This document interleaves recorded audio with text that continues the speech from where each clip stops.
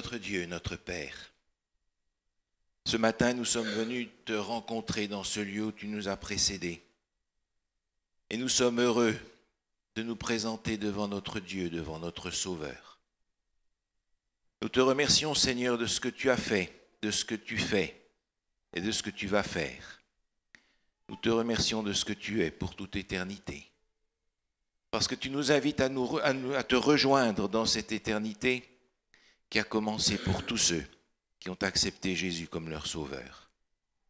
Seigneur, nous te louons de ce que tout au long de notre chemin, tu as placé ta présence au travers de personnes, au travers d'événements, pour nous inviter à continuer notre marche avec fidélité. Nous voulons te louer et te remercier pour ces 10 jours de prière que nous avons vécus ensemble et qui nous ont donné aux uns et aux autres, et pour différentes raisons, l'occasion de développer une expérience plus profonde avec toi. Seigneur, nous te remercions pour ces moments de prière que nous avons partagés. Nous te remercions pour ces moments d'intercession. Et nous te remercions de ce que tu nous donnes à nouveau la possibilité de prier d'une façon spéciale pour ceux pour lesquels nous avons prié d'une façon intense pendant cette semaine, pour que tu les appelles à toi, que tu les conduises à toi, et que tu les guérisses non seulement dans leur corps, mais aussi dans leur cœur. Seigneur, ce matin, nous voulons à nouveau te remercier pour ta parole, qui est pour nous cette motivation à avancer, cette puissance qui nous permet d'avancer. Nous te remercions de ce que tu l'as placé dans notre cœur. Ce matin, nous voudrions te prier pour chacun d'entre nous ce matin, pour les plus petits et pour les plus grands, et qu'aujourd'hui encore, tu nous permettes de repartir de ce lieu avec une parole venant de ta part. Seigneur, nous te demandons de soutenir ceux qui sont malades. Nous te prions pour Louisette, nous te prions pour notre sœur Veilleux, nous te prions pour tous ceux qui dans leur corps souffrent. Nous te remercions de ce que Alain est avec nous aujourd'hui. Nous te demandons d'achever en lui l'œuvre de la guérison. Seigneur, accorde ta grâce à tous ceux qui soupirent après elle. Nous te remercions pour la protection que tu as étendue à beaucoup d'entre nous. Et maintenant, nous voulons te prier, Seigneur, de nous accorder, selon ta promesse, cette puissance de ton Saint-Esprit. Nous en avons besoin non seulement pour que tu achèves en nous l'œuvre que tu as commencée comme tu l'as promis, mais nous en avons besoin pour que tu nous outilles, tu nous formes pour cette mission pour laquelle nous avons peu de temps. Et nous voudrions, Seigneur, que tu ouvres pour nous ces portes que nous ne pouvons pas ouvrir ces cœurs dont tu as seulement toi la clé, et que de cette manière-là, ton évangile puisse se répandre dans cette ville. Seigneur, envoie, nous te le demandons, cet ange qui illumine le monde de ta puissance et de ta parole, de sorte que, en remplissant aussi cette mission, nous soyons prêts pour ton retour. Étends, Seigneur, ta main sur les ennemis de ton peuple, mais accorde à chacun cette puissance de ton esprit, pour que nous soyons tous, petits et grands, des disciples de Jésus. Nous te le demandons au nom de Jésus notre Sauveur, et tous ensemble nous disons Amen et Amen.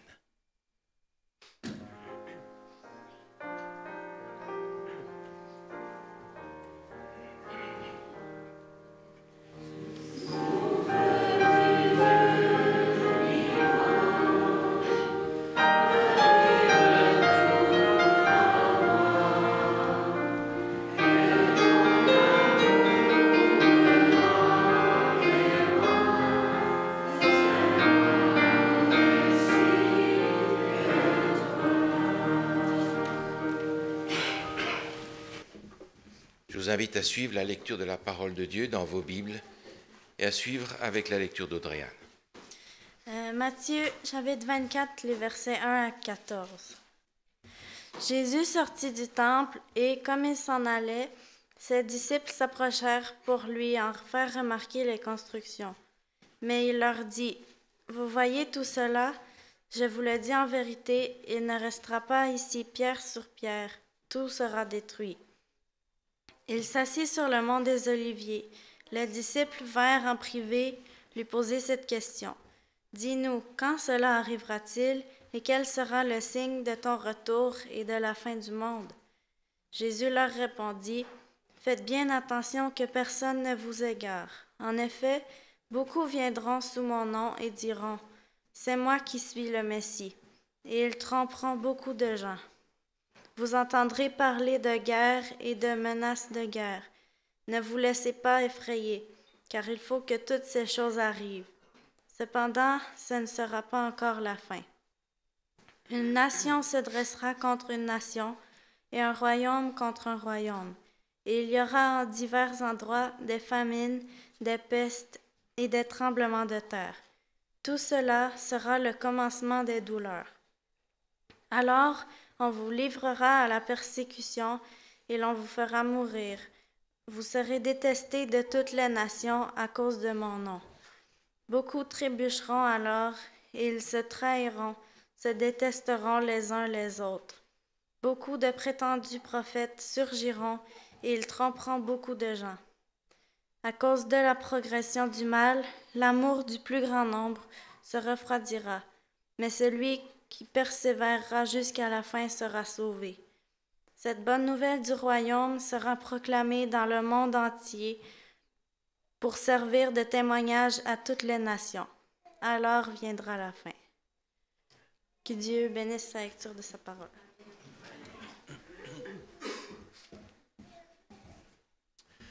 Je vous invite à vous asseoir pour le cantique de préparation, le 292, « Jésus mon espérance ».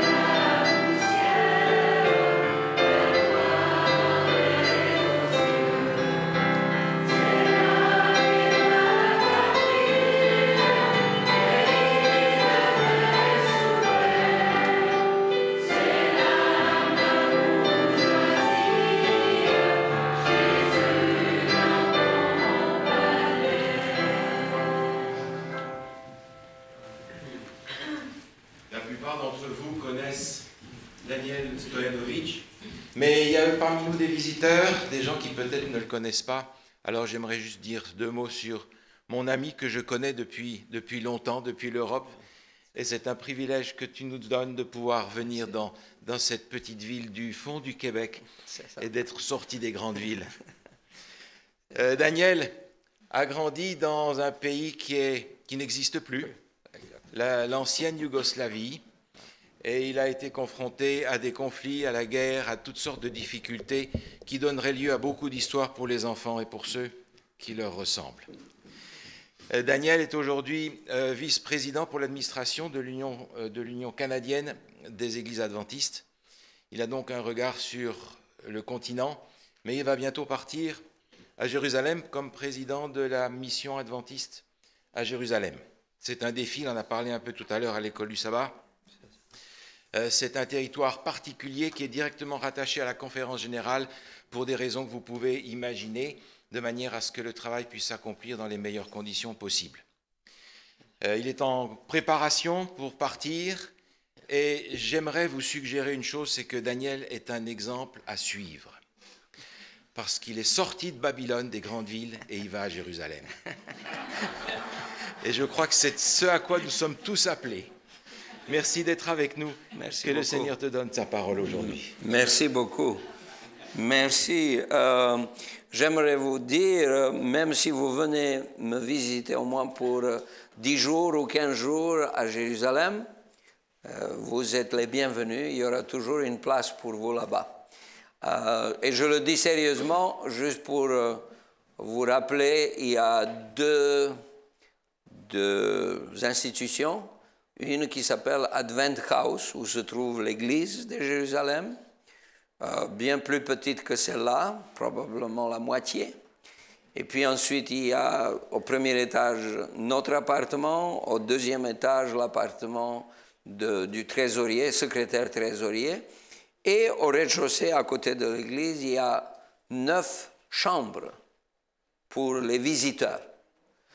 En plus, il y a une autre institution qui s'appelle Adventist Study Center.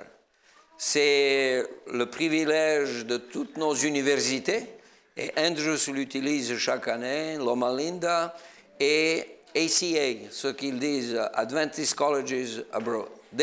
Ils ont la priorité. Cependant, il y a beaucoup de jours où il n'y a personne, et il y a 40 lits dedans. Et tout cela est tout près de la vieille ville de Jérusalem, je dirais à pied de l'église adventiste, ou du siège de la mission, jusqu'au mur de lamentation, il y a 12 minutes, à marche. Donc, c'est vraiment très, très, très proche. Si vous venez pour juste vous habituer au pays de la Bible, c'est ce que j'appelle, je n'aime pas parler de la Terre Sainte, parce que la Terre Sainte, c'est là où Dieu se trouve. Et c'est aussi à Saint-Georges, c'est aussi dans votre foyer. C'est partout où Dieu se trouve, la Terre est sainte. Mais j'aime bien dire le pays de la Bible, parce que c'est vrai, il y a plein de choses. J'étais mercredi dernier à Jérusalem, et j'étais en face de la cité de David. Et j'étais tellement surpris, vous traversez une rue qui est comme ça, et vous entrez dans le temple. C'est tout près, c'est minuscule. Donc vous êtes du côté de la cité de David.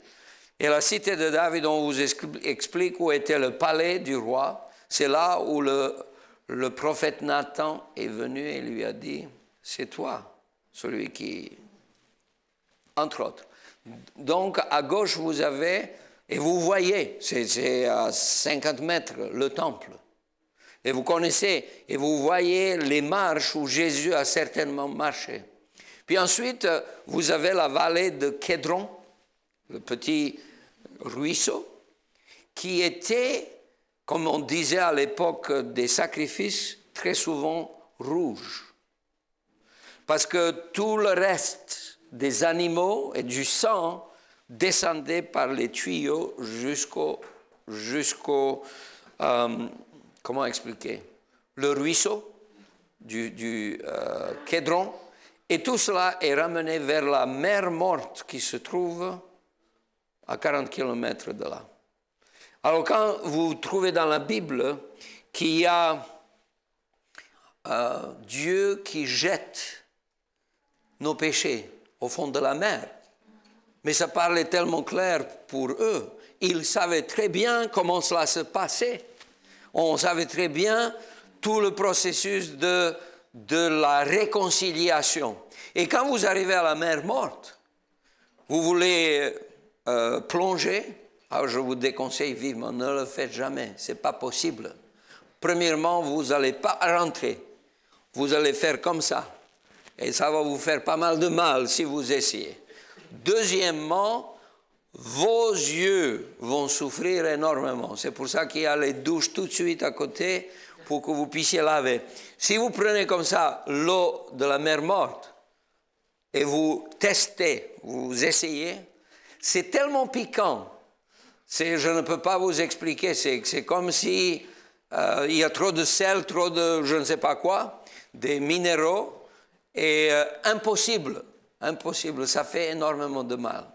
Ce qui voudrait dire très clairement, lorsque vos péchés arrivent au fond de la mer, il n'y a plus personne qui peut chercher quoi que ce soit. Alors donc vous êtes toujours au même endroit, vous avez la cité de David, vous avez le sanctuaire, le temple, vous traversez le ruisseau Kédron, et puis vous arrivez, vous voyez de vos yeux le jardin de Gethsémane, où Jésus a obtenu la victoire pour vous et moi. Puis ensuite, vous voyez l'église de l'Ascension. Aussi, vous ne bougez pas. J'étais là-bas sur cette place pendant 3 heures. Les gens nous ont expliqué presque toute la Bible, je dirais, de ce point-là. C'est extraordinaire. Et puis ensuite, vous avez l'endroit où Salomon a été consacré, oint d'huile en tant que roi. Puis ensuite, il y a un endroit où Adonijah a célébré sa quasi-élection, etc. Et vous avez tellement de choses. Vous voyez de ce côté-là, vous voyez aussi où Pierre a renié Jésus. Vous voyez où était la chambre haute. Vous pouvez raconter toute l'histoire juste d'un seul point. Je ne parle pas du mur de la lamentation, je ne parle pas du tunnel de prophète Ézéchiel, je ne parle pas du prison de Jérémie, je ne parle pas de tout le reste qui est là. C'est incroyable. Donc si un jour vous venez, vous serez les bienvenus. Et pour tout ce qui concerne l'hébergement des gens qui viennent, c'est ma femme qui sera responsable, donc ça sera très facile. Vous la connaissez et on essaiera de faire votre séjour le plus beau possible. Maintenant, je reviens à la Bible. Il y a quelqu'un qui lève la main en signe de soutien. J'espère. Sinon, on va discuter après. Je lis le livre d'Apocalypse de nouveau avec beaucoup de plaisir. Le seul problème que j'ai, c'est qu'on ne prend pas l'habitude qui est essentielle à ce que chaque verset ait une application pour moi. Et je ne veux pas juste dire, parce que moi, j'aimerais vous juste expliquer. Si vous n'avez jamais lu le livre d'Apocalypse ou le livre de Daniel ou tous les livres où il y a beaucoup de symboles, il y a plusieurs concepts. Le premier concept, c'est qu'on appelle, et ce que la plupart des gens disent, s'appelle le concept prétériste. Ça veut dire que tout s'est déjà réalisé dans le passé. Moi, je ne veux pas utiliser ça, ça ne m'intéresse pas. Parce que ce n'est pas vrai. Quand vous regardez les symboles, vous allez voir. Il y a les gens qui disent, on appelle ces gens futuristes. Ça va se passer quelque part loin et ça ne nous concerne pas. Moi, je ne lis pas comme ça la Bible parce que la Bible me parle. C'est la raison pour laquelle j'ai une approche, ce qu'on appelle historiciste. C'est-à-dire, nous suivons l'histoire et nous voyons les symboles qui nous éclairent le message de Dieu et la vision de Dieu pour notre histoire. Et c'est ainsi que nous arrivons à comprendre tous que les 7 trompettes vont finir. Par exemple, le 7e ange qui sonne de la trompette, c'est le retour de Jésus-Christ. Ça veut dire que ça sera dans le futur. Il y a quelque chose qui est dans le passé, il y a quelque chose qui sera dans un futur proche. Donc on suit exactement, mais on applique tout à nous-mêmes. C'est la raison pour laquelle j'aimerais partager avec vous cette vision du futur, parce que quelque part, il y a, je pense que je peux m'éloigner, et dans ce cas-là, je ne suis pas sûr que je pourrais lire. Ok, probablement je pourrais rester ici. Pardon? Oui, je vois là-bas. Ok. Le texte de Luc nous dit, il y aura des signes dans le soleil, dans la lune et dans les étoiles. Et sur la terre, il y aura de l'angoisse chez les nations qui ne sauront que faire au bruit de la mer et des flots. J'aimerais juste vous dire, quand j'ai étudié la théologie, le prof qui m'a enseigné en Europe, il a dit, Le bruit de la mer et des flots. Le symbole de la mer, ce sont les nations. Et ainsi de suite. Mais quelque part, dans le passé assez récent, j'ai vu qu'il y avait un tsunami incroyable qui s'est passé autour de Noël. Vous vous rappelez, une année, probablement 2000 et quelques 4. Voilà. Et il y avait tellement de morts. Et en regardant comment l'eau de la mer, de l'océan arrive, et comment tout est enlevé, j'ai commencé à relire ce texte et j'ai dit, probablement ça me parle à moi aussi. Parce que moi, j'essaie non pas de spéculer, trouver de nouvelles explications. Ce que je vous dis comme lecture de Matthieu, de Luc, ou Luc 21, Matthieu 24, ou d'Apocalypse, c'est que j'aimerais bien que ces textes me parlent à moi. Il y aura une panique, il y aura beaucoup de peur de la population. Et j'aimerais dire, si vous suivez ma présentation et vous pensez que je suis venu pour vous faire peur, c'est pas vrai. C'est pas vrai. Je suis venu vous apporter la consolation dans la Bible et la certitude que notre espérance est très proche. Alors, je continue. Les hommes rentrent dans l'âme de terreur dans l'attente de ce qui surviendra pour la terre, car les puissances des cieux seront ébranlées. Alors on verra le Fils de l'homme venant sur une nuée avec puissance et une grande joie. Quand ces choses commenceront à arriver, paniquez. Non.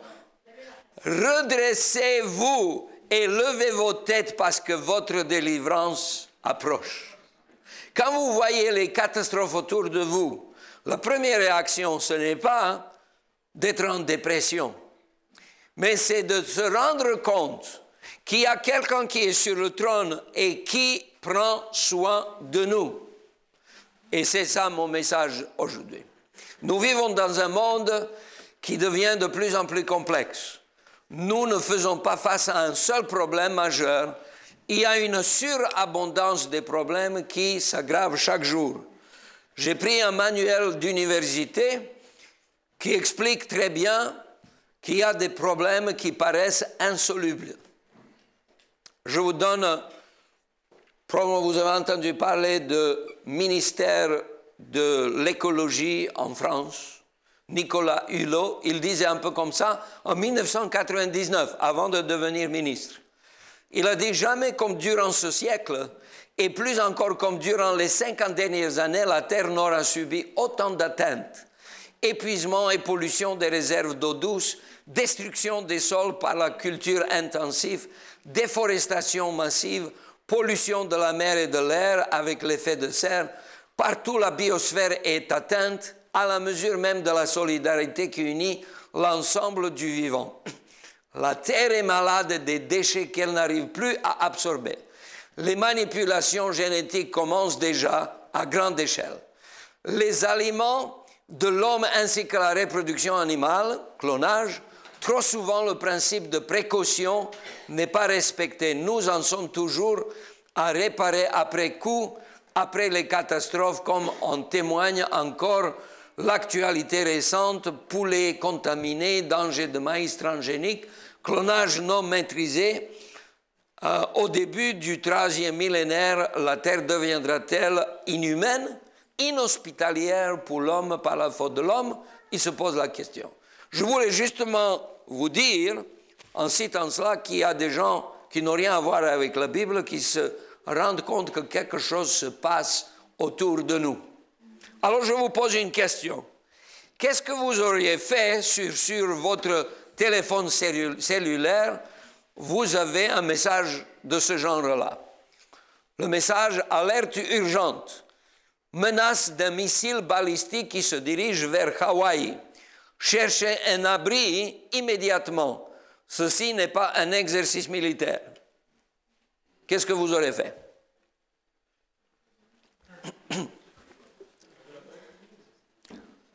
Eh bien, les gens ont analysé ce qui s'est passé en Hawaï. C'est une vraie histoire que vous avez déjà entendu parler. Les gens qui s'écrivaient les messages.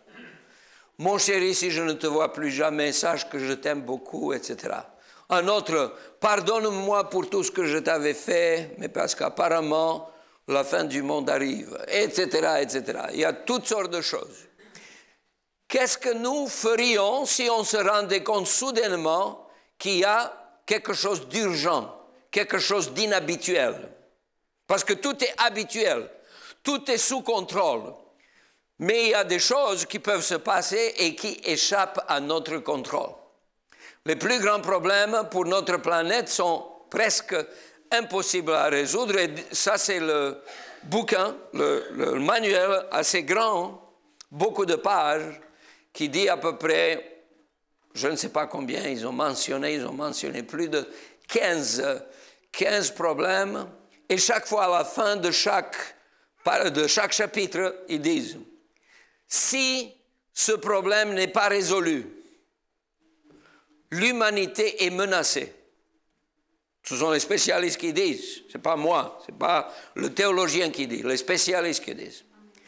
Et pour pouvoir le résoudre, il faut qu'on change complètement notre manière de vivre. Alors j'ai réfléchi sur cela et j'ai créé d'abord à peu près une trentaine de problèmes qui existent autour de nous. Et j'ai choisi les 10 les plus difficiles. J'aimerais juste vous donner une idée pour que vous puissiez voir où on est, parce qu'on oublie. Le premier, et c'est le plus controversé, depuis que le nouveau président est arrivé à Washington, D.C., parce qu'il n'est pas d'accord avec ça, le premier problème, c'est le changement climatique. Moi, je me rends compte que le climat est différent depuis quand j'étais jeune et maintenant. Ça, il n'y a pas de doute. Mais il y a ceux qui considèrent que s'ils acceptent, il faut qu'ils changent. Et ça coûte trop cher. Je vous donne le conseiller principal du gouvernement de la Grande-Bretagne pour les questions de la science. Il dit, le changement climatique est le problème le plus périlleux que nous voyons aujourd'hui, plus grand que le problème du terrorisme. Je vous mentionne ça juste pour que vous puissiez... Je ne veux pas vous convaincre si c'est vrai ou pas vrai. Et ceux qui lisent la Bible ne veulent pas entrer dans les polémiques politiques. Est-ce que vous connaissez cette image-là? Je l'ai prise quand j'ai regardé les nouvelles, parce que j'ai entendu que l'Église adventiste de Paradise, SDA Church, où j'ai prêché il y a longtemps, en 2000, j'ai déjà oublié, qui est une église magnifique, avec des colonnes extraordinaires. Quand j'ai vu la photo, j'ai vu complètement... C'est triste, c'est triste. Voilà, les feux comme ça, on a rarement vu, rarement vu. Quand vous parliez avant de la saison des ouragans, et maintenant, il y a des saisons des ouragans et même les ouragans qui arrivent après la saison et qui durent et durent et durent très longtemps. Les Australiens disent la même chose. Notre planète se réchauffe et notre utilisation de combustibles fossiles en est la première cause. Les populations les plus vulnérables commencent déjà à en subir les conséquences. Les habitants et les écosystèmes du monde entier sont déjà stressés par l'évolution de régimes d'inondation, de sécheresse, de vagues de chaleur et de saison. De plus en plus, on va payer à travers nos taxes tous les dégâts qui existent autour de nous et qui vont exister de plus en plus. Ban Ki-moon, qui était avant le président, le directeur des Nations Unies, a dit « Le changement climatique ne respecte pas les frontières. Il ne se soucie pas qui vous êtes, riche ou pauvre, petit ou grand. C'est la raison pour laquelle nous appelons cela un défi global. Et pour ce défi global, il est obligatoire d'avoir la solidarité globale. » C'est ce qu'ils disent. David Suzuki, c'est quelqu'un qui vit en Colombie-Britannique. Je ne partage pas beaucoup de ses points, mais il est assez influent. Et il dit à peu près ceci: nos choix personnels de consommation ont des conséquences écologiques, sociales et spirituelles. Il est temps que nous réexaminions quelques-unes des notions profondément ancrées dans nos sociétés et qui régissent notre style de vie. J'aimais beaucoup parce qu'en général, les évangéliques, les chrétiens évangéliques, ne sont pas tellement intéressés avec le message de la création. En tout cas, ils sont intéressés, mais ils ne mettent pas beaucoup d'accent. Et j'étais très content lorsque, en 2010, j'ai lu un article dans la revue Christianity Today où un de leurs spécialistes a dit « Le ministère du Christ fait toute la différence dans notre souci pour la création de Dieu. » Les adventistes disent la même chose, il faudrait que des paroles, on puisse passer aux actes. Le deuxième problème, c'est le danger nucléaire. Pendant plus de 50 ans, les centrales nucléaires ont produit 3 choses que seuls les lunatiques voudraient avoir. Le plutonium prêt à exploser, les déchets radioactifs mortels et l'électricité si chère que l'on est obligé de soutenir sa production par des subventions. Et tout cela vient des taxes, comme vous pouvez vous imaginer. Les centrales laissent aux générations futures le devoir, mais aussi tout le coût exorbitant de rendre ces sites sécurisés alors qu'ils ont été pollués par des périodes pour des périodes si longues qu'elles sont proches de la moitié de l'éternité. N'oubliez pas que dans le monde entier, sur la planète, il y a 510 centrales nucléaires. Et chacune est potentiellement à mesure de devenir Tchernobyl ou Fukushima. Alors, vous pouvez vous imaginer. Alors, juste pour vous expliquer, je ne me mêle pas dans la physique nucléaire, mais c'est facile de comprendre. Le plutonium, il y en a plusieurs, et quand on dit la demi-vie, ça signifie la période pendant laquelle cet élément est radioactif. Donc, c'est la demi-vie. Quelle est la demi-vie du plutonium? 20 isotopes radioactifs de plutonium ont été identifiés. Le plutonium 244, qui a la moitié de sa vie de 80 millions d'années. Vous comprenez? Puis ensuite, vous avez le plutonium 242, avec la moitié de vie de 373 000 années. Et puis ensuite, le plutonium 293, avec la moitié de la vie de 24 000 années. Vous pouvez choisir lequel vous voulez. Toutes les options sont catastrophiques. Qui c'est qui va payer? Qui c'est qui va surveiller? Qu'est-ce qu'on va faire pour pouvoir s'en sortir avec les déchets qui existent? Je suis venu à Oshawa en 2010 et on a trouvé provisoirement un appartement dans une ville qui s'appelle Bowmanville. J'aimais beaucoup. Et quand ma femme est venue, elle est venue quelques mois après, moi je lui ai dit, écoute, il faut qu'on achète ici un appartement pour y vivre, non pas seulement payer la location.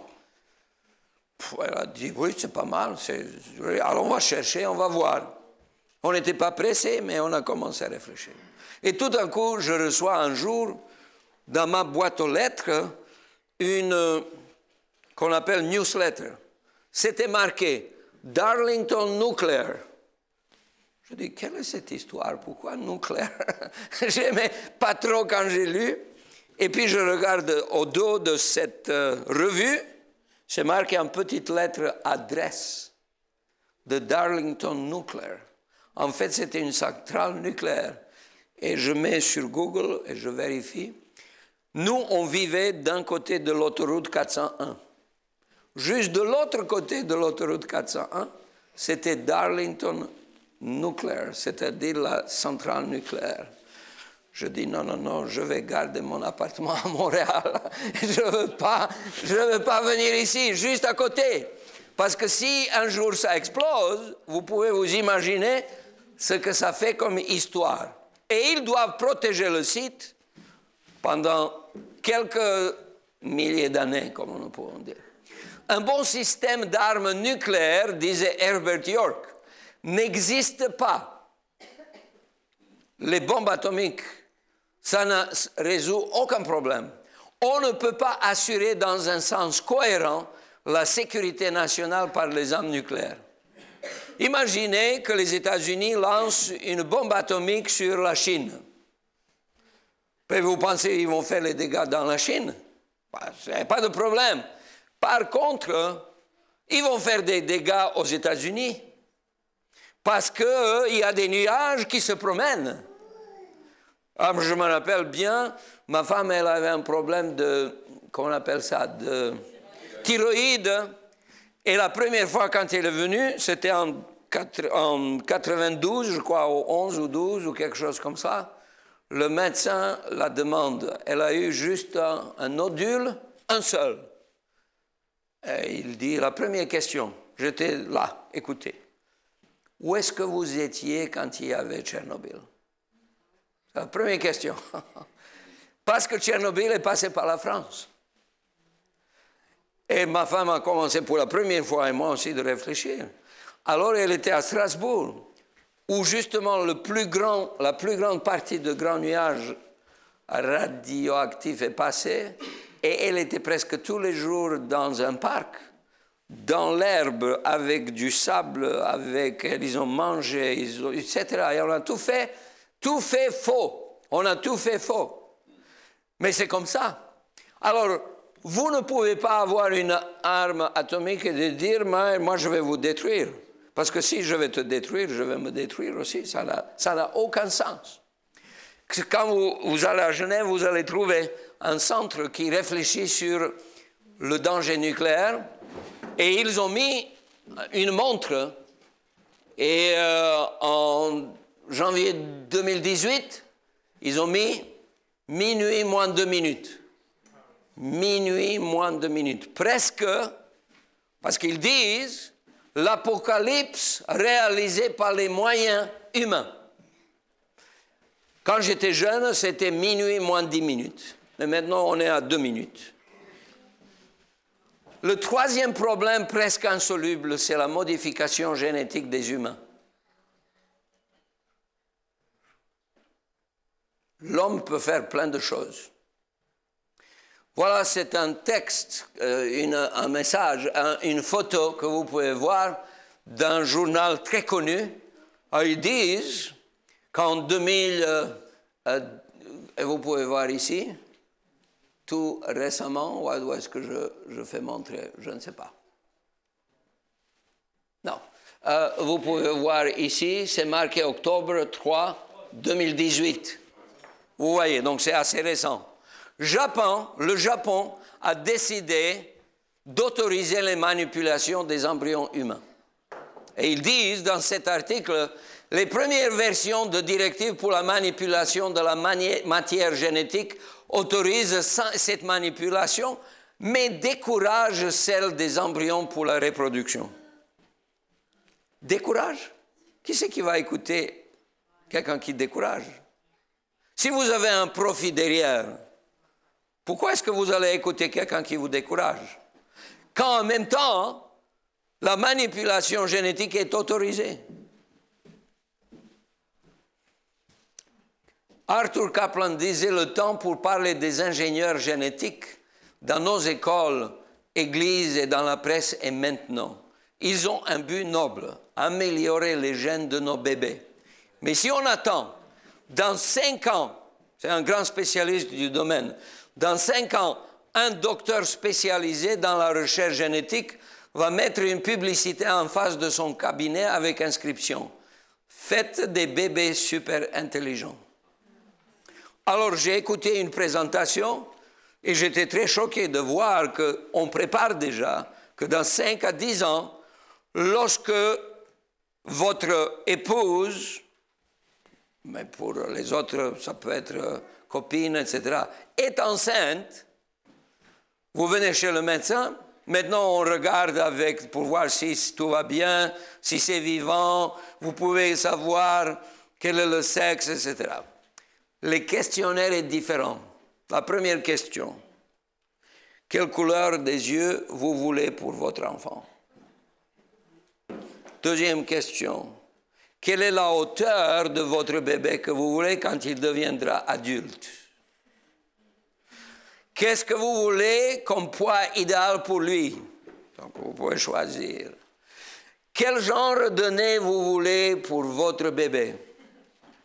Etc. Et je passe parce que les autres, quand je les ai écoutés, je me suis dit, Seigneur, pourvu que ça n'arrive pas. Mais l'homme est en mesure de le faire. Qui est-ce qui va décider à ce qu'il ne soit pas tenté d'aller là-bas, à ce qu'il ne soit pas tenté de devenir le Créateur lui-même, parce qu'il veut toujours prendre la place de Dieu. Il y a une revue de technologie très connue, la plus connue au monde, MIT Technology Review. Ça veut dire Massachusetts, Boston, MIT, l'une des écoles les plus connues à ce niveau-là. Et ils ont donné comme titre « Nous savons comment remanier génétiquement la race humaine ». Et là-dedans, il y avait un article très intéressant, j'ai acheté cette revue, et il y a quelqu'un qui dit « Le diable est déjà à la porte et il s'est déguisé comme un chercheur en médecine génétique. » Vous comprenez ce que ça signifie? Je n'ai pas besoin de vous expliquer davantage. Paul Virilio a dit aussi, la bombe atomique c'était hier, aujourd'hui c'est la bombe technologique et demain ce sera la bombe génétique. Juste pour vous demander une chose, est-ce que vous voyez bien cette tomate bleue? Est-ce que vous aimeriez bien la manger? Pour une fois, je suis d'accord avec le prince Charles de l'Angleterre. Il a dit, il est extrêmement important que nous puissions continuer à affirmer avec une conviction absolue que l'agriculture biologique fournit des aliments de la plus haute qualité et du meilleur goût et qu'elle est produite sans produits chimiques, artificiels ni modifications génétiques, dans le respect du bien-être des animaux et de l'environnement, tout en contribuant à maintenir le paysage et les communautés rurales. Et je dis Amen. Mais il y a beaucoup de ceux qui ne sont pas d'accord avec lui. Ils ne sont pas d'accord avec lui. Je préfère manger la tomate telle que je l'ai connue depuis toujours, telle que Dieu l'a fait. Est-ce que vous voyez qu'il s'agit d'un robot sur la photo? C'est un robot. Je ne sais pas si vous voyez bien. Ça s'appelle l'intelligence artificielle. Alors, Ray Kurzweil, qui est un très grand spécialiste de l'intelligence artificielle, avait dit « Je fixe une date pour la singularité.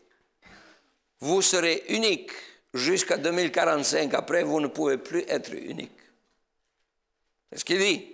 Singularité, vous êtes unique seulement jusqu'à 2045. Il dit cette date-là va représenter une transformation profonde et perturbatrice des capacités humaines. Il s'agit de 2045. L'intelligence non biologique créée au cours de cette année-là sera 1 milliard de fois plus puissante que toute intelligence humaine que nous connaissons aujourd'hui. Alors, l'intelligence humaine que nous connaissons aujourd'hui, c'est tout ce que nous connaissons, nous, 6 milliards de personnes, plus tout ce que nous avons appris d'autres générations dans le passé. Et maintenant, imaginez toute la connaissance que nous savons, rien qu'à l'année 2045, l'intelligence artificielle, les robots vont être 1 milliard de fois plus puissants que nous-mêmes. Qui c'est qui va maîtriser cela? Quelle va être la Troisième Guerre mondiale? Est-ce que vous savez que c'est un robot aussi?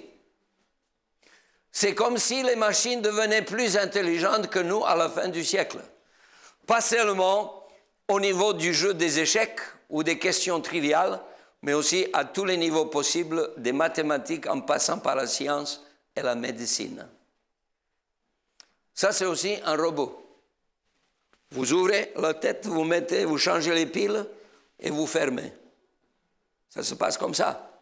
On appelle ça les humanoïdes. Ce sont les robots qui sont comme nous.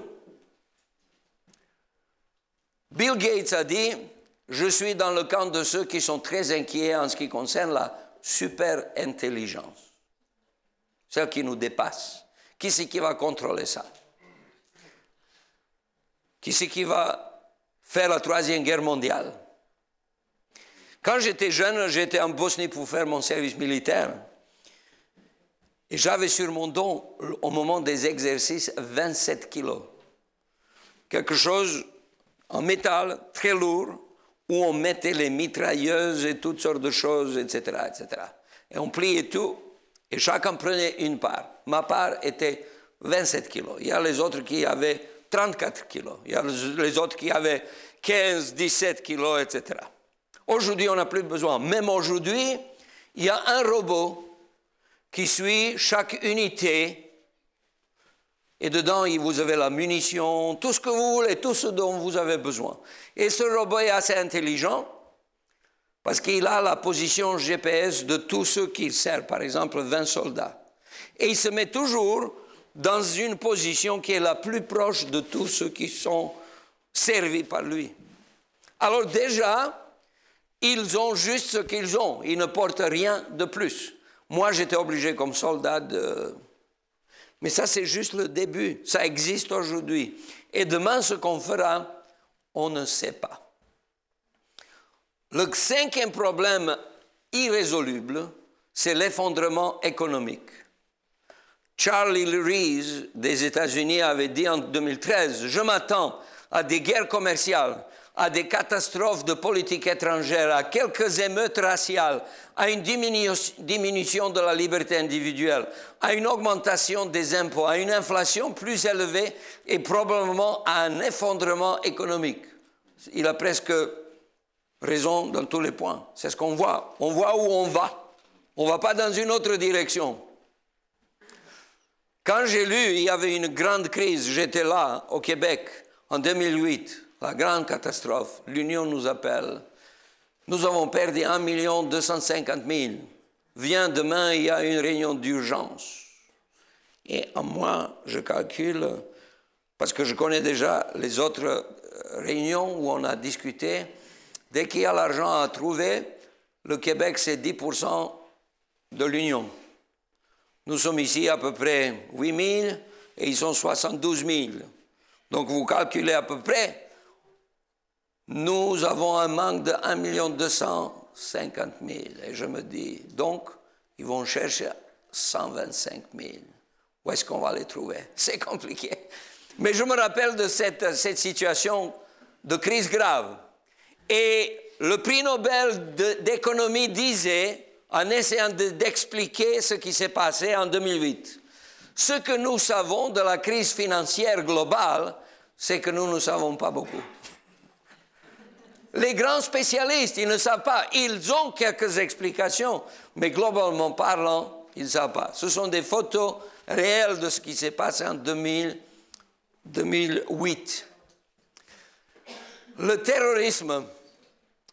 George Orwell a écrit un livre qui s'appelle 1984. C'est un livre intéressant, mais il dit quelque chose que j'ai noté pour moi-même. Il dit, en parlant de terrorisme, l'objet du terrorisme est le terrorisme. L'objet de l'oppression est l'oppression. L'objet de la torture est la torture. L'objet du meurtre est un meurtre. L'objet du pouvoir est le pouvoir. Maintenant, commencez-vous à me comprendre? C'est que quelque part, il se rend compte que le terrorisme va continuer à exister pour un tout petit peu. Parce que autant on a le pouvoir, autant il y aura ceux qui vont contester le pouvoir, quel qu'il soit. Et voilà ce qui arrive. Jacques Chirac avait dit en France, et j'ai noté son discours, le terrorisme nous ramène à des âges que nous pensions être révolus depuis longtemps si nous le laissons la liberté de corrompre les sociétés démocratiques et de détruire les règles fondamentales de la vie internationale. 7. La pollution. L'eau et l'air. Vous connaissez commandant Cousteau? Presque tout le monde connaît. Les anglophones ne savent pas, je suis obligé de leur expliquer. Je suis obligé de leur expliquer qu'il y a John Kennedy, mais ce n'est pas de celui-là dont je parle de monsieur qui est au milieu, qui était un grand explorateur qui a créé son propre sous-marin et qui a dit des choses incroyables avec beaucoup de sagesse, qui s'est occupé énormément d'examiner l'Australie et tous les corails qui sont autour et qui a prédit beaucoup de choses. Quand vous lisez ce qu'il a dit, vous allez vous réjouir de lire qu'il y a quelqu'un qui a la clairvoyance, il comprend. C'est lui qui a dit, l'eau et l'air, les deux fluides essentiels dont dépend toute la vie, sont devenus des poubelles au niveau global de notre planète. Est-ce que vous comprenez ce que ça signifie? Ça signifie que c'est grave. On ne se rend pas compte, mais c'est grave.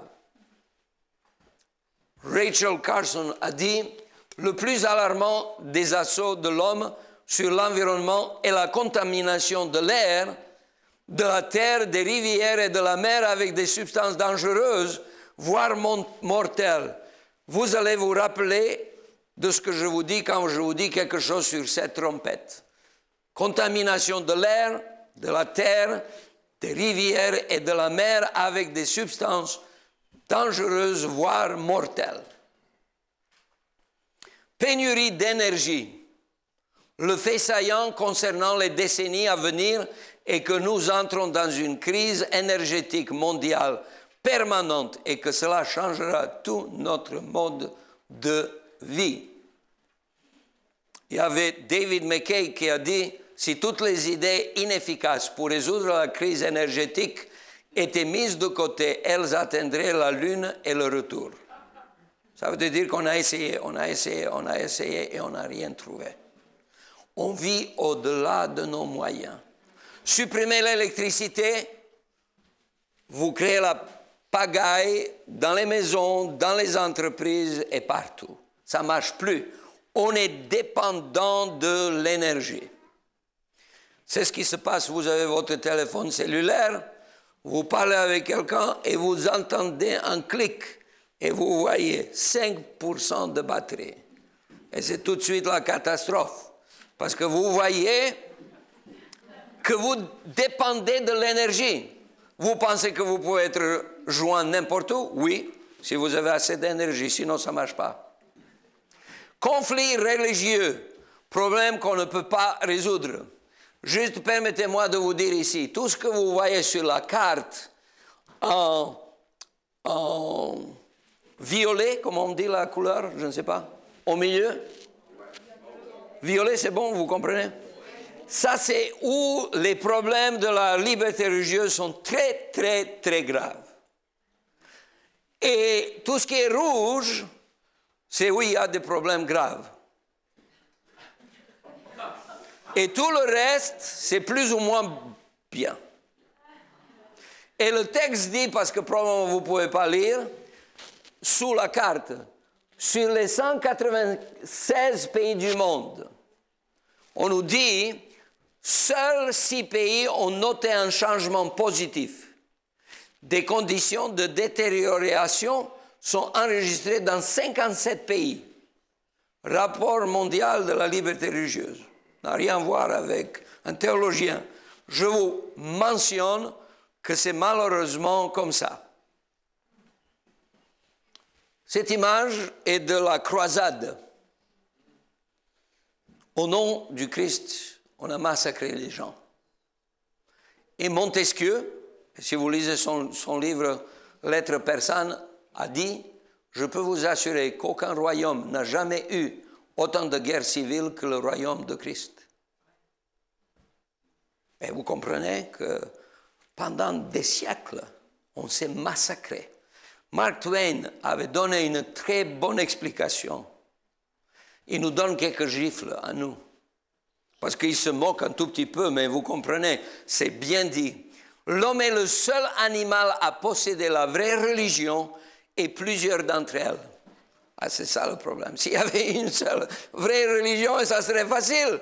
Mais il y a plusieurs religions et ils pensent tous qu'ils ont raison.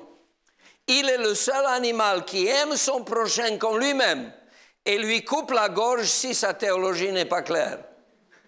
Il a fait un cimetière du monde en essayant de son mieux de faciliter le chemin de son frère vers le bonheur et le paradis. C'est ce qu'il a voulu. Il a créé plein de cimetières. John Kerry, qui était un candidat pour la présidence aux États-Unis, vous connaissez, il a dit « Nous ignorons l'impact global de la religion à nos périls. » Difficile de résoudre. Et la dernière chose, la pauvreté. Le texte dit, l'image a un cercle. Savez-vous qu'il y a plus de gens qui vivent à l'intérieur du cercle qu'à l'extérieur? Vous comprenez? Ça, c'est difficile. Comment est-ce que vous allez résoudre le problème de la pauvreté quand vous avez d'un côté 1 milliard et quelques de Chinois, 1 milliard et quelques d'Hindous, quand vous avez la Polynésie, quand vous avez Micron, je ne sais pas quoi, quand vous multipliez, vous vous rendez que la pauvreté est un problème majeur. Et Nelson Mandela, que tout le monde connaît, a dit « Tant que la pauvreté, l'injustice et l'inégalité flagrantes existeront dans notre monde, aucun ne nous pourra véritablement se reposer. » Ça, c'est ma photo du Kenya. Voilà comment les gens vivent pour toute leur vie. Vous pouvez vous rendre compte que ce n'est pas brillant. L'extrême pauvreté, où qu'elle se trouve, menace la sécurité humaine partout dans le monde. Vous voyez, et je n'entre pas dans la discussion politique, je dis ce que Franklin Roosevelt a dit. La preuve de nos progrès n'est pas de savoir si nous ajoutons plus à l'abondance de ceux qui ont beaucoup. C'est plutôt de découvrir si nous fournissons assez à ceux qui ont trop peu. Moi, je laisse de côté les 26 autres problèmes. Parce que si par exemple, aux États-Unis, le problème numéro 1 maintenant, pour le gouvernement, c'est l'épidémie de la solitude. Ils ne savent pas comment le résoudre. Et c'est difficile. Problème de santé, je ne passe. Eau polluée, réfugiés, la corruption, le manque d'éducation, le chômage, l'inégalité, les guerres, le crime organisé, l'écart croissant entre riches et pauvres, la démographie, la déforestation, armes de destruction massive, les espèces menacées, grandes villes, plus de 50% de la population mondiale vit, donc 66% en 2050 vont vivre dans les grandes villes. Catastrophe. L'acidification des océans, cybercriminalité, absence d'éthique globale, totalitarisme, personnes sans domicile fixe, OGM, la traite des êtres humains, tuerie de masse, violence domestique, faim. Je ne parle pas de ça. Alors quand on regarde et quand les gens commencent, les élections, c'est juste qu'on oublie qu'il y a toutes sortes de problèmes dont on ne veut pas parler. Et personne ne traite de cela. Et quand l'Apocalypse dit, Apocalypse 11, 18, les nations se sont irritées et ta colère est venue et le temps est venu de juger les morts, de récompenser tes serviteurs et tes prophètes, les saints et ceux qui craignent ton nom, les petits et les grands, et de détruire ceux qui détruisent la terre. Vous comprenez de quoi je parle? En fait, lorsque j'étais jeune, j'ai pensé différemment. Mais maintenant, je me rends compte que le mal va produire des conditions de vie impossibles.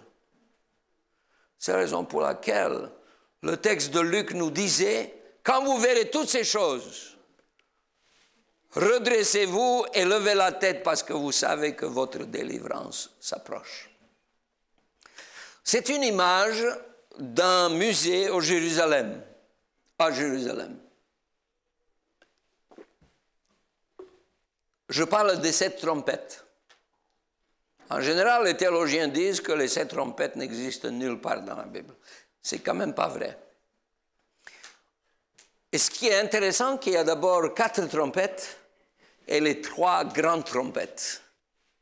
Si vous lisez les 7 trompettes dans la Bible, dans l'Apocalypse, vous allez trouver qu'il y a 4 d'abord et ensuite 3 malédictions. Quand vous lisez des sceaux, vous avez 4 chevaliers, vous vous rappelez de ça. Vous avez chevalier blanc, je passe en revue, il y a 4. Et ensuite, il y a 3 autres. C'est quand même assez intéressant de comparer parce qu'on sait, selon la tradition juive, comment cela s'est passé. Est-ce que vous savez, donc ces trompettes ont été jouées par 7 prêtres. Est-ce que vous savez quand cela s'est passé? Jéricho, ça s'est passé quand? La prise de Jéricho, ça s'est passé quand? À la fin de 40 ans d'errance dans le désert. Vous êtes d'accord avec moi? Dans le livre d'Apocalypse, il y a 2 périodes qui fournissent la plupart des symboles pour le livre d'Apocalypse. Et ce sont la période de la sortie d'Égypte et la période de l'esclavage, si on peut dire, à Babylone. L'exil a duré 70 ans et quand on parle de la sortie d'Égypte, ça a duré 40 ans. Depuis la sortie, 40 ans dans le désert et la prise de la terre promise, et le premier geste, c'était Jéricho. Quand je parle de cette trompette, ça signifie pour moi que très bientôt, il y a la délivrance. Nous sommes presque là. Ce n'est pas n'importe où. Nous sommes presque là. Est-ce que vous savez ce qui s'est passé lors de la prise de Jéricho? Qu'est-ce qui s'est passé? Pendant 6 jours, tout le monde marchait. Comment est-ce qu'il marchait? En silence. Alors, j'essaie de vous aider. Lorsque la 6e trompette sonne, il y avait un silence de combien? D'une demi-heure. Si vous calculez les temps prophétiques, je ne suis pas le premier à le dire, presque tout le monde le dit, mais les gens ne mettent pas ensemble avec Jéricho. Si vous mettez ensemble, vous allez vous rendre compte qu'un jour, ça fait une année. Ça fait 360 jours. Si vous divisiez 360 par 24, vous obtenez 15 jours. Donc, une demi-heure prophétique, ça fait exactement une semaine. Il y a beaucoup de façons de comprendre cette semaine de silence. Je la relie, en plus de tout ce qui est déjà dit, à la question de la prise de Jéricho. Pendant une semaine, le peuple d'Israël a passé en silence autour de Jéricho. Et puis le 7e, quand la trompette a sonné, ils ont crié. Et je me suis dit, probablement, vous savez, quand on vous dit « soyez silencieux », et quand le dernier jour, ils étaient là, comme moi quand je chante dans une chorale, et quand je sais que je dois entrer et chanter forte, je me prépare de toutes mes forces, j'attaque la note avec impatience, parce que c'est comme ça. Le silence est la meilleure introduction pour la musique. Il y a un prof qui était le mien, qui s'appelait Scherchen, qui a fait, si vous lisez Scherchen, c'est l'un des meilleurs spécialistes de la direction d'orchestre en Europe. Et il a dit, si vous voulez que votre musique ait une signification pour ceux qui écoutent, il faut qu'avant la musique, il y ait le silence. Il n'y a pas de meilleure introduction pour la musique que le silence. Mais lorsque vous commencerez, vous ne commencerez pas comme une lumière qui arrive d'une lampe halogène. Donc ça voudrait dire petit à petit, ça arrive. La vraie musique, c'est quand vous attaquez de toutes vos forces et quand c'est forte, c'est forte. Donc la meilleure préparation, c'est le silence. Qu'est-ce que ça signifie le silence? La meilleure manière de décrire le silence, c'est l'adoration. qu'est-ce qui nous est proposé comme la meilleure manière d'affronter les temps de la fin? C'est d'adorer. Craignez Dieu et donnez-lui gloire, car l'heure de son jugement est venue, et adorer. Il n'y a pas de meilleure attitude que l'adoration. Et ce qui se passe juste après, c'est l'annonce de Jésus-Christ qui arrive. Laissez-moi juste vous donner cette image parce qu'elle est juste la présentation de cette trompette. Les 4 qui sont déjà là et qui montrent un tiers de la terre, un tiers des arbres, toute herbe est détruite. La deuxième, un tiers de la mer qui devient du sang, grande montagne qui est jetée à la mer. La troisième trompette, grande étoile, absente, tombée sur des fleuves et les sources d'eau, un tiers des eaux. Quatrième trompette, le soleil, la lune et les étoiles, et le jour perd un tiers de sa lumière. Vous voyez bien que tout est là pour nous expliquer que les conditions de la vie seront beaucoup plus difficiles de ce qu'on peut s'imaginer. Et ensuite arrivent 3 malheurs avec 3 trompettes qui suivent. Mais je n'ai pas le temps de vous parler de cela. J'aimerais juste vous dire qu'à la fin de ces malheurs, arrive une vision du sanctuaire.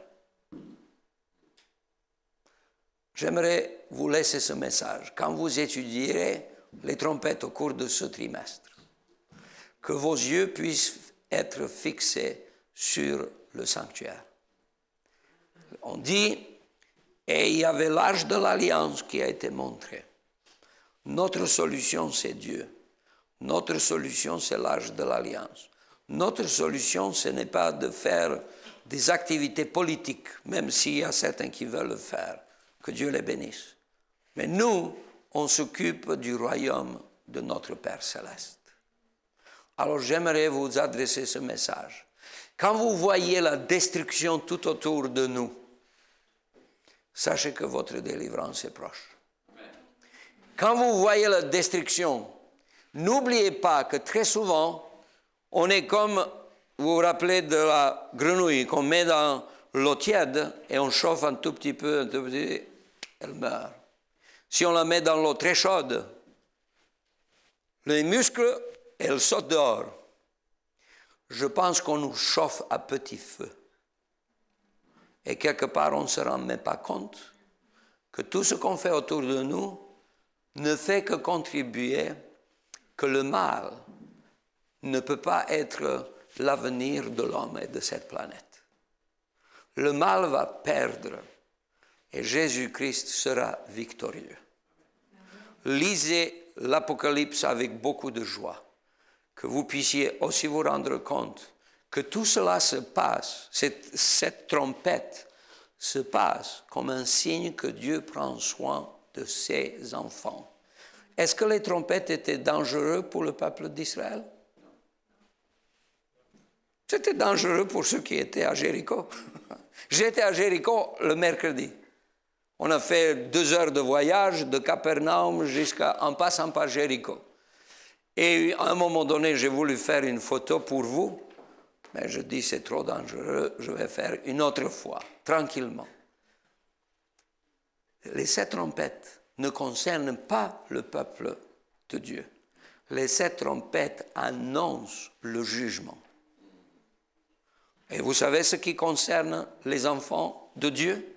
Les enfants de Dieu connaissent très bien Jean au chapitre 5. Et avec cela, je termine. Celui qui croit ma parole et celui qui m'a envoyé ne vient pas en jugement, mais il est passé de la mort à la vie. Ça, c'est notre futur. Ça, c'est ce qui va se passer pour chacun d'entre nous si nous choisissons Jésus-Christ. Donc, n'ayez pas peur. Les trompettes, c'est grave. Mais pour nous, notre destinée, c'est la vie éternelle. Soyez forts. Amen.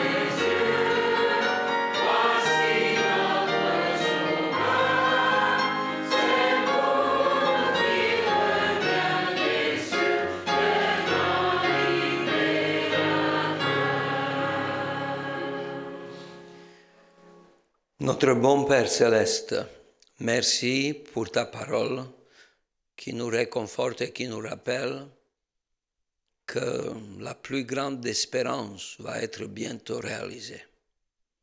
Merci parce que Jésus va bientôt venir. Et merci parce que tu nous as laissé ce message d'espérance. Et tu veux que nous puissions rester nos yeux fixés sur toi, au lieu d'être découragés avec ce que nous voyons autour de nous. Fais que nous puissions être les meilleurs citoyens possibles, les meilleurs chrétiens possibles, ceux qui vont faire tout pour ceux qui nous entourent.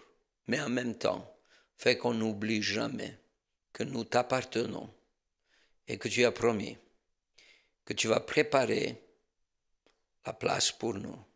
Et tu vas venir afin que là où tu es, nous puissions être aussi.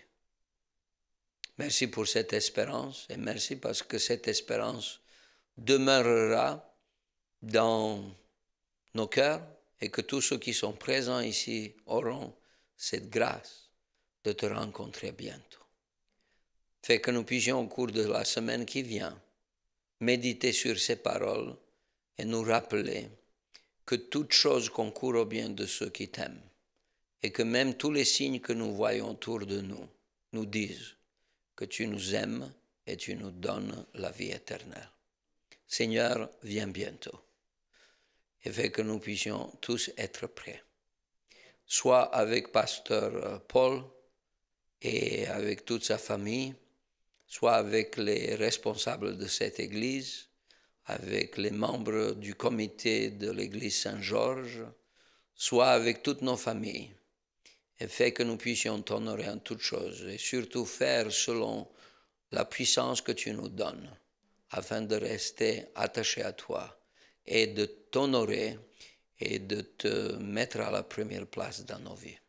Merci d'avance pour tout, et pour la certitude que tu écoutes nos prières et tu nous donnes les meilleures réponses possibles dans ta grâce. Au nom de Jésus. Amen.